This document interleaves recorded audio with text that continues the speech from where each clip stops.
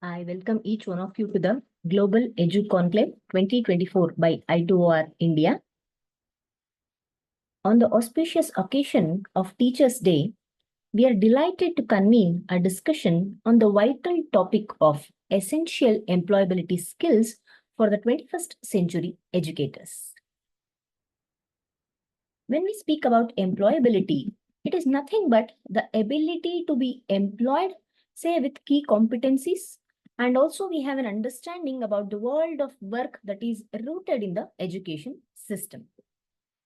Employability skills make an individual employable. As the authors say here, employability skills, they are not tied to any specific job. Instead, we can call them as the versatile abilities that apply across all the industries and levels of employment, say from entry-level positions to the role of even CEO. If we see the scenario today, employers' dissatisfaction with young job applicants, it is predominantly not due to the poor technical knowledge or skills, but for the non-technical abilities known as the employability skills. So, what are the attributes, qualities, or characteristics of employees other than this technical competence, which make them as an asset to the employer or to the company? In this regard, we have a few implicit questions to be answered. Amongst the minimum requirement skills, say like reading, writing, basic mathematics, problem solving, what are the other expertise and traits do employers value the most, especially in the potential or future entry-level workforces? Which employability skills become so significant in the contemporary workplaces? Which educational practices prove to be effective, especially in imparting employability skills and personas to our students? Do we get a clear picture, say, if we go through the curriculum, protocols, the program descriptions, or university guidelines? Not enough, isn't it?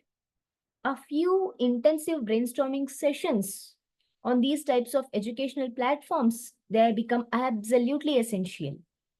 And these types of gatherings, conclave, it allows us for discussion, sharing, implementation of best practices, not only in classroom management, but also we can discuss about the instructional methods, teaching strategies, autonomy, and various other learning methodologies. They also help manage teacher-student relationships, and we can also set expectations for both new as well as for the experienced faculty members. The top or crucial employability skills for educators. An educator or a teacher should have the basic skills, right? Just now we discussed in the previous slide. It could be reading, writing, speaking, or the higher order skills, something like creativity, decision making, problem solving, or even something beyond that like self-management, self-discipline, honesty, integrity, cooperation, so on and so forth.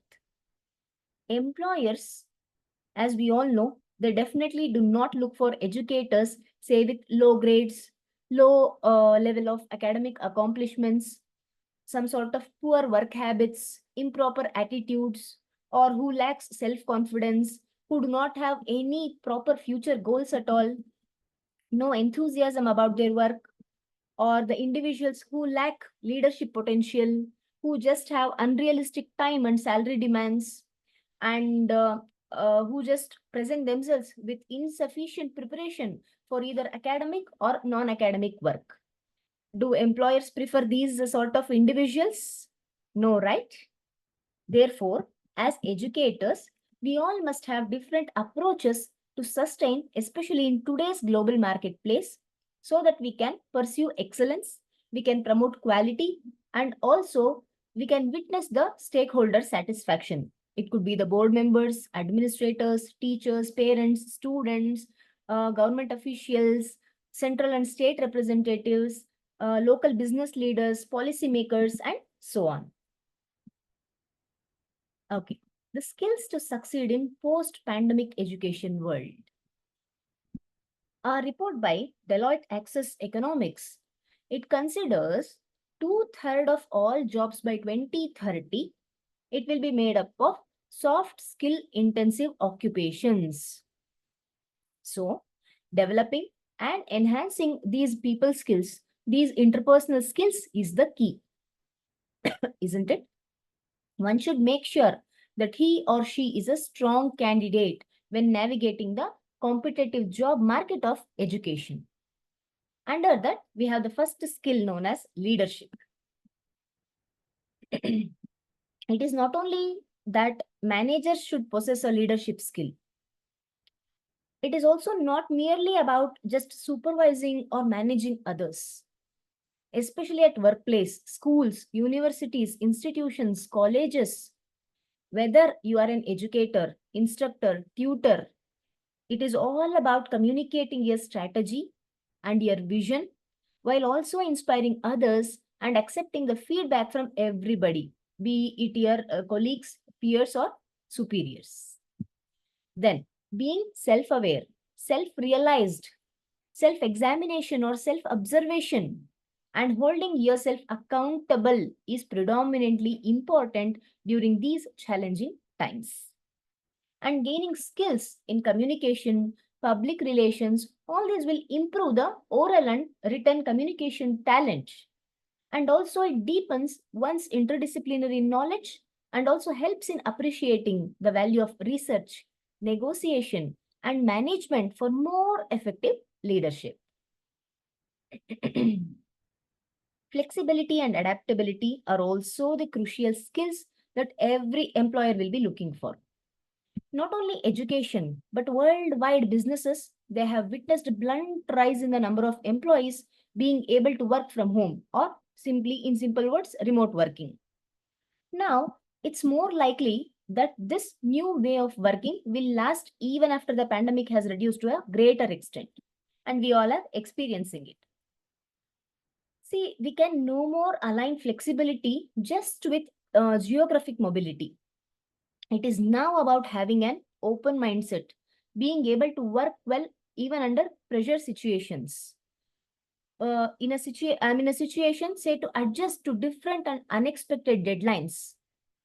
We are able to prioritize tasks, accept additional responsibilities also. And it is very, very important to tackle any sort of unforeseen circumstances, especially with a calm and a composed attitude. Am I right? Critical thinking. Data published by the Society for Human Resource Management, SHRM, it found that 37% of employers considered problem solving and critical thinking amongst the top soft skills candidates lacked. Now, educators must be able to think clearly and rationally, plus they must be in a position to evaluate the information accurately. Then only we can make more informed decisions. See, it is very, very important to develop our next generation's resilience, their emotional intelligence, and also the profound critical thinking skills. Let us all start questioning. Let us not accept anything so directly. Can't we question? Yes, we can ask, how can we apply this particular information practically? What are the potential consequences? Are there any other alternative solutions? What evidence supports this particular claim? How does this align with our values, with our goals? Are these assumptions valid? How can we measure success? What are the underlying causes? Yes, how does this compare to similar situations? What is the additional information that we need?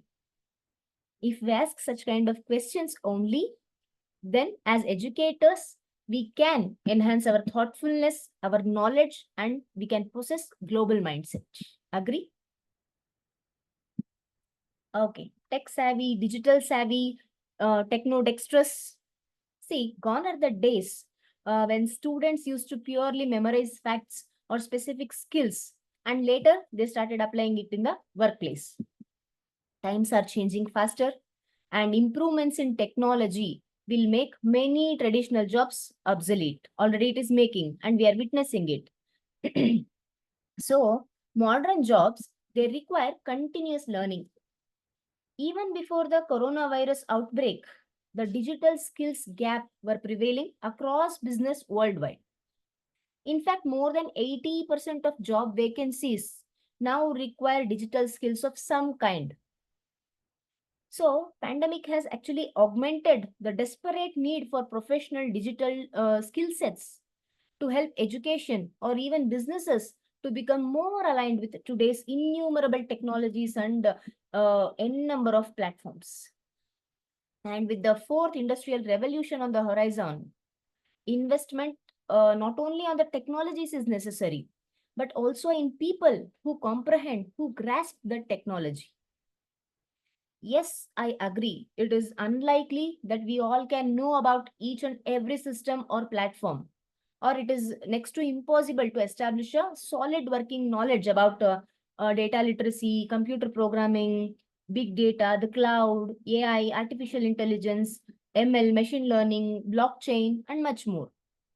But as educators, if we show interest, if we learn, our profile will be perfect and unsurpassable. Isn't that so? Okay. Communication and emotional intelligence. These two things, they go collectively, especially when there are honest human connections and understanding in every job role. Having good emotional intelligence is to demonstrate empathy for self and others' emotions as well as behaviors, especially with our learners community. So for helping students to attain the skill of emotional competencies, teachers are to be trained in emotional intelligence, EI, so that we can manage our own emotions and those of others. And many of us continue to work from home at least a day or 2 days in a week. So clarity in communication, especially through online groups, emails, and even at virtual meetings is a must. Then only we can reinforce trust and retain high productivity levels. Creativity and innovation. See, human beings are unique because of our ability, our capability to think outside the box. See, creativity is not only linked with classically creative professions, something like marketing, designing, copywriting, sales, advertising, but it is quintessential across every industry and every sector. Educators should evolve and adapt rapidly and tap into their creative mindset to steer this education system, especially through the challenges and opportunities that it is facing. Why don't you experiment with different techniques, different methods?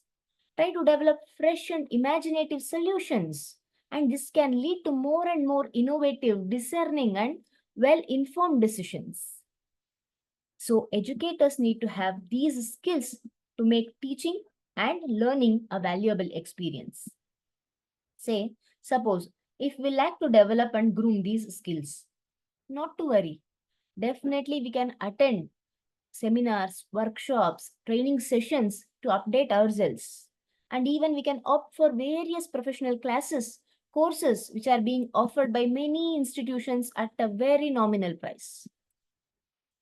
Then these teachers with the necessary skills, necessary expertise of today's modern world can shape the lives of students through best quality education and contribute to the betterment of our society. Okay. To conclude, I have a few thoughts, few recommendations. See, based on research conducted regarding students and teachers' acquisition of employability skills, we can conclude with several key recommendations like this. At first, establish education as a top priority national goal to ensure individuals possess adequate employability skills, especially for a decent living. Integrate the vocational programs with components which are teaching the employability skills, and it is also enhancing the teacher's capacity to deliver this instruction. Right, isn't it? Then encourage experiential learning and collaboration with the private sector. Try to provide students with worksite learning opportunities. Implement a national assessment system that allows the educational institutions to certify these employability competencies. Initiate career awareness activities, starting with the elementary schools itself, right? And structure the programs considering the local needs. That is very, very important. Then extend the teachers' autonomy in curriculum design, in classroom management, in their instructional approaches, while also support them through the internships. Allow them to take up the interdisciplinary projects, plus the professional development. Replicate the key features of actual work settings in your classroom. Assign tasks through role-playing, simulations, problem-solving exercises. Right, try to have that performance monitoring as well as give them the feedback. Then, emphasize work values such as quality, thoroughness, and also a positive attitude in your classroom instruction. Please assist your students, say, in building their employability profiles or portfolios that accurately reflect what are their skills, what are their traits which are valued by the employers. Then the internal training programs are also essential. So by now, we all have understood that preparedness in employability skills is an imperative contributor to both social betterment as well as for our personal fulfillment. Am I right? Okay. Yes. I express my gratitude to all the participants for your valued time and participation. My special thanks to the organizing team of I2OR India for providing me this distinct opportunity. Thank you all once again.